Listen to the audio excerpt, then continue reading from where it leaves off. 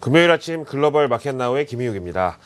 이번 주 시장도 그렇고 참 여러 가지 이슈들의 몸살을 앓았던 우리 시장인데요. 마침내 이제 오늘 이번 주 마지막 거래일까지 왔습니다. 오늘 좀 유종의 미를 거둬주기를 바라고 있습니다. 어제 우리나라 좀 일부 쇼커버와 반등을 나타냈던 한국 증시.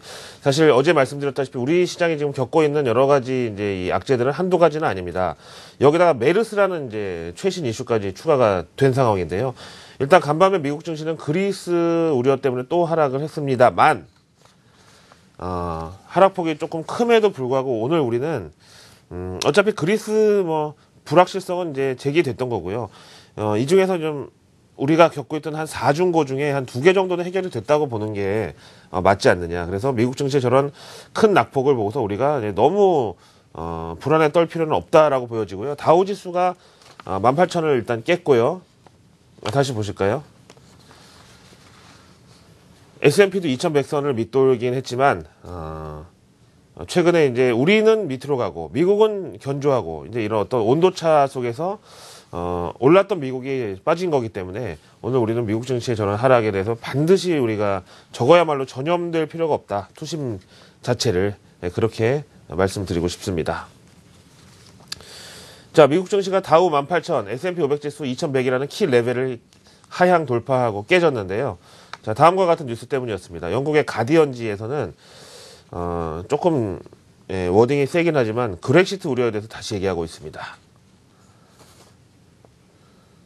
일단 오늘 밤에 6월 5일 IMF 구제자금 일부 상환을 앞두고 있던 그리스가 도저히 안 되겠습니다.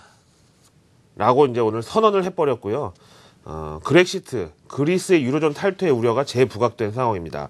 그리스 정부 측에서는, 원래 이제 금요일까지 3억 유로를 갚아야 되는데, 도저히 없는데 어쩌라는 말이냐.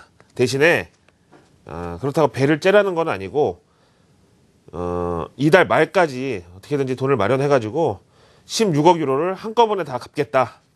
이렇게 얘기를 해서 이거야말로 이제 take it or leave it이죠. IMF에서 이거 받아들이려면 받아들이고 아니면 마음대로 해라 이런 식으로 이제 그냥 던져버렸습니다. 이 카드를. 그래서 이제 오늘 금융시장에서는 그래 결국 금요일 IMF 구제자금 상환 이거는 물 건너갔구나. 그럼 과연 3억 유로를 못 갚은 그리스가 월말에 16억 유로를 갚는 건 또 가능할 것인가? 이제 이런 거에 대해서 의문이 좀 제기가 되긴 했습니다. 자, 오늘도 역시 이제 채권 시장의 어떤 불확실성과 변동성은 좀 이어졌는데요. 독일 분트 같은 경우에는 어제 23%가 하루 만에 뛰었다가 오늘 5% 정도의 반락이 나왔고요. 미 국채 금리도 오늘 2.42% 다시 반락을 했습니다. 물론 이제 채권 금리의 상승에 대해서 일장일단이 다 있긴 하지만 너무 급격한 상승은 사실 어제 같은 경우에 좀 부담이 된다고 했었는데 오늘 그 상승분에 대해서 좀 지나쳤다는 인식이 좀 있었나 보고요. 그 다음에 월스트리트 저널에서는 채권 시장의 이런 변동성에 대해서 그야말로 리얼리티를 반영한 것이다. 현실이다.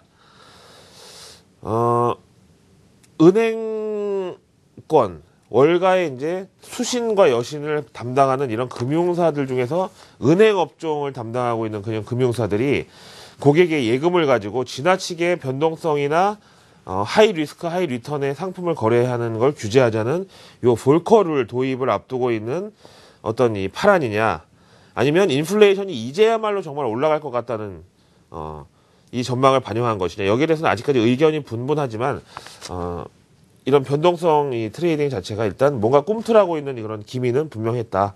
이렇게 보여집니다. 그런 입장에서 우리한테는 이제 어제 한국 증시의 이제 반등 요인 중에서는 이제 환율 하락이 가장 큰 효자 노릇을 했는데 달러 인덱스는 이제 어제 큰 폭의 하락 이후로 조금의 이제 상승을 보이긴 했지만 그래도 이 정도면 아직까지는 큰 변동성은 달러 가치에 일어나지 않는 것으로 달러엔 환율도 일단 124엔 초반까지 다시 이제 꺾여 있는 상황이지만 큰 변동성은 나오지 않고 간밤에도 큰 폭의 V자 반등 같은 건 안 나왔다는 점이 다행 이렇게 보겠습니다. 그 다음에 미국에서 fear 인덱스라고 공포지수라고 불리우는 VIX 지수는 간밤에 7.7%대 상승하면서 그리스 이 파행 우려에 대해서 그야말로 기계적인 반응이 나타났습니다. 뭐 만약에 지금 그렉시트라는 그리스 유로존 탈퇴라는 최악의 시나리오를 반영한다면 하루 만에 뭐 한 10% 20% 올라도 뭐라고 할 수 없는 상황인데 그냥 7.7% 상승에 대해서는 그래서 기계적이다라는 말씀을 제 이제 경험치로 말씀을 드리겠습니다. 자, 간밤에 나왔던 펀더멘탈 지표 하나 보죠. 이제 오늘 밤에 미국의 5월 고용 지표가 예정되어 있습니다. 이거는 이제 5월 마지막 넷째 주의 실업수당 청구 동향을 주간 단위로 표시하고 있고요. 예상치보다 조금 떨어져서 이 미국의 고용 지표 같은 경우에는 비농업 고용 20만 건을 기준으로 본다면 이거는 실업수당은 30만 건 기준으로 보는데 이제는 진짜 누가 뭐래도 30만 건 밑으로 확실하게 좀 하향 안정화가 일어나고 있는 상황이라고 볼 수가 있겠고요. 이제 이로써 시장의 평가는 미국의 이제 어떤 실업률에 대해서는 여러 가지 변동성이 있음에도 불구하고 하향 추세는 당분간 이어질 것 같다. 이제 이게 매주 목요일 나오는 주간 지표 어떻게 보면 흔한 경제 지표긴 하지만 오늘 밤 고용 지표를 앞두고 있는 상황에서는 이제 일종의 좀 매파적인 어떤 해석을 불렀다고 그럴까요? 이제 그렇게 나타났습니다. 하지만 이것도 이제 오늘 미국 증시의 이제 하락을 설명하기에는 조금 일시적이라고 보는 게, 미국의 고용 보고서는 잘 아시다시피 매월 첫째, 둘째 주에 데이터를 모아서 셋째, 넷째 주에는 통계 분석하고 수치 만들고 해서 그냥 들고 있다가 다음 주 첫 번째 금요일 날 발표를 하거든요. 근데 오늘 나온 실업수당이 이제 5월 넷째 주 결과였기 때문에 5월 고용 보고서에 절대 포함이 안 되는 이런 결과임에도 불구하고 이거 가지고 이제 뭐 실업률이나 연준의 매파적인 어떤 스탠스 변화 가능성을 얘기하는 것은 누가 봐도 이제 좀 괜한 분석이라는 이제 생각이 들고 있는 거죠. 그 다음에 간밤에 이제 조금 뭐 이례적인 뉴스가 하나 있어가지고 그래서 같이 읽어볼까 하고 준비했습니다. 폴천지 보시죠. 뭐 둘이 친구는 아니고요. 워낙에 이제 뭐 어떤 소셜 포지션이 높은 분들이다 보니까 뭐 친하게는 지낼 수 있는데 제목이 좀 웃기다고 생각은 했지만 어떻게든지 좀 원문의 느낌을 살리려고 했는데 크리스틴이 제닛에게 금리 올리지 마. IMF의 최대 출자국이 미국인 거는 뭐 다 아실 거고요. 그 다음에 이제 어떤 뭐 태생적인 어떤 그 친밀도가 연준과 IMF 간의 이 관계는 누가 봐도 이제 높을 것이라는 건 우리가 상식적으로 알고 있는데 그런 IMF의 총재가 미국 중앙은행인 연방준비제도 이사회 의장에게 금리를 올리지 말라고 얘기한 것에 대해서는 좀 이례적인 얘기였다. 오늘 그 컨퍼런스에서 지금 사진에 보시는 크리스틴 라가르드 IMF 총재가 미국 경제에 대해서 얘기하면서 인플레이션을 감안했을 때는 연준이 9월 금리 인상이고 12월 금리 인상이고 뭐고 간에 내년 초까지는 금리 인상을 하지 말아야 된다. 그 다음에 이제 달러 가치는 사실 조금 고평가된 측면이 있고 추가 상승은 해롭다라는 점에서 인플레이션을 앞에서 이제 감안하면 내년 초까지 금리 인상을 미뤄야 된다고 얘기한 그 본인의 주장에 대해서 만약에 올해 금리를 올리면 달러 가치가 이제 여기서 추가 상승할 텐데 그러면 니네 미국 경제도 해로울 것이다. 그러니까 내년까지 미뤄야 된다. 이런 식으로 해서 미국이 어떻게 좀 거부를 못할 어떤 이론적 근거를 갖다 붙이면서 저렇게 얘기를 했습니다.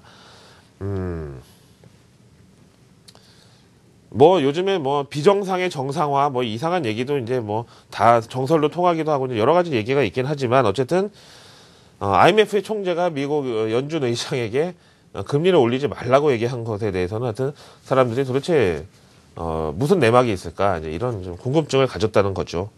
이제 그런 차원에서 오늘 미국 증시의 이제 하락은 뭐 일시적인 이제 어떤 숏으로 한번 이제 밑으로 때렸다는 느낌이 좀 있긴 합니다.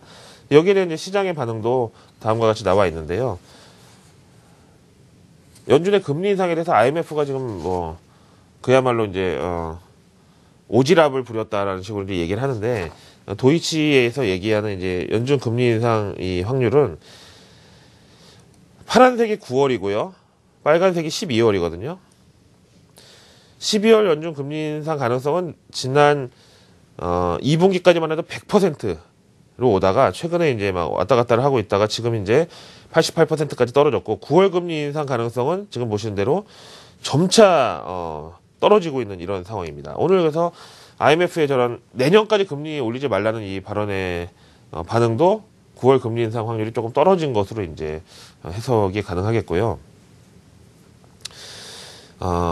AAIB의 어떤 이 존재 가치에 대해서 한번 이제 인정을 해줘야 된다. 이제 이렇게 해서 미국을 좀 불편하게 만들었던 IMF가 도대체 또 왜 저런 소리를 했는지에 대해서는 우리가 이제 좀 생각을 해봐야 되겠지만, 미국 연준이 금리를 인상을 하는 건 어쨌든 지금 뭐 기정사실화돼 있고 그 이제 시기가 문제란 말이에요. 근데 이게 너무 지나치게 미뤄지는 것도 솔직히 좀 리스크가 아니겠느냐. 이제 이렇게 볼 수는 있죠. 자, 그 다음에 이번 주 그놈의 메르스 때문에 참 우리나라 뭐 개별주들 울고 웃고 뭐 메르스 수혜주는 뭐 연일 상한가를 쳤고요. 그 다음에 뭐 유통이나 관광이나 뭐 항공 이런 거는 또 아픔을 겪었는데 이제는 좀 우리가 어떤 그런 쏠림 현상이나 심리적인 불안에서 좀 벗어날 때가 되지 않았나요? 하도 우리나라 언론에서도 막 메르스 얘기하니까 미국에서도 이제 반응을 하고 있네요. USA 투데이 보시겠습니다. 팬데믹이라고 하죠. 대유행. 그 조짐에 대해서는 제한적이다라고 하고 있고요. 우리나라 이제 어제 낮에 횡단보도에 보면 흔한 풍경에 대해서 USA 투데이에서 담았습니다. 최근에 이제 사스, 에볼라와 함께 이제 메르스에 대한 어떤 이제 공포가 올라오곤 있지만 메르스는 그 정도 급은 아니다. 이런 지금 얘기가 나오고 있고요. 어제 사실 이제 우리 증시 반등은 뭐 환율 하락도 있겠지만 메르스에 대한 이제 이 공포가 어느 정도 좀 이성적으로 인식이 되기 시작을 했고요. 이제 뭐 보통 뭐 싸움 구경하고 불 구경이 제일 이제 재밌는 거라고 이제 보통 얘기를 많이 하는데 이렇게 뭔가 악재가 탄생하거나 아니면 이제 큰 불확실성이 났을 때 이걸 보면서 좋아하는 이상한 사람들이 있죠. SNS에서 허위 사실을 유포하고 우리 집 옆에 무슨 대형 병원이 있는데 여기 지금 난리가 났다라고 SNS에 쓰고 그걸 전파시키고 이런 사람들은 단순히 그냥 관심병 환자라기보다는 어떤 이 사회 불안을 조장하는 그런 세력으로 엄단을 받아야 마땅하다고 봅니다. 그냥 그런 차원에서 최근 며칠의 이 메르스 공포는 이제 누가 봐도 이제 조금 과도했다는 느낌을 지을 수가 없고요. 그야말로 타산지석으로 이제 미국의 경우를 봤을 때 지난해 10월 달에 미국의 에볼라 바이러스 환자가 이제 탄생했을 때를 기억하는데요. 타임지에서 실렸던 내용을 오늘 아침에 보면서 좀 마칠까 합니다. 에볼라는 치사율이 90%. 그리고 환자 이 사진을 보면 굉장히 험악합니다. 막 눈과 코에서 피를 다 쏟으면서 죽어가는데 오바마 대통령이 에볼라 환자가 미국에서 막 나오기 시작했던 이제 지난 10월 달에 사람들이 공포에 떨고 있는 그런 상황에 대해서 과잉 대응이 더 문제다. 이렇게 얘기했던 이 추억이 떠올라서 아침에 같이 읽어보자는 거고요. 그러면서 이제 오바마 대통령이 이제 이런 얘기를 했죠. 매년 수천 명의 사람들이 감기로 사망을 하는데 이런 히스테리나 공포가 더 무서운 거다, 결국은. 우리나라도요, 물론 메르스 이제 감염에 따른 사망자가 나오긴 했지만 대부분 고령과 어떤 이제 이 지병을 갖고 있었던 호흡기에 원래 문제가 있었던 사람들이 이제 이 사망 케이스이기 때문에 결국 우리가 이런 히스테리를 더 경계하자는 이제 의견을 좀 오늘 아침에 같이 보고 싶어서 준비했었습니다. MSCI 한국지수 보실까요?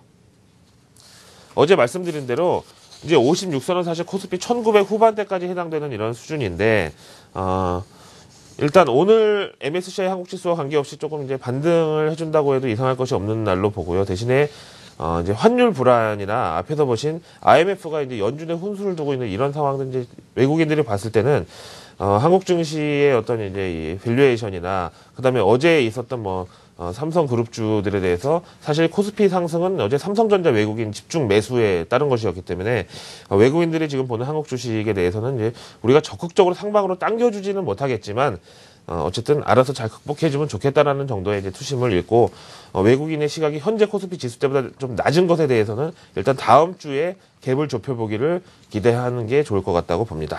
금요일 아침 글로벌 마켓나우의 김유기였습니다.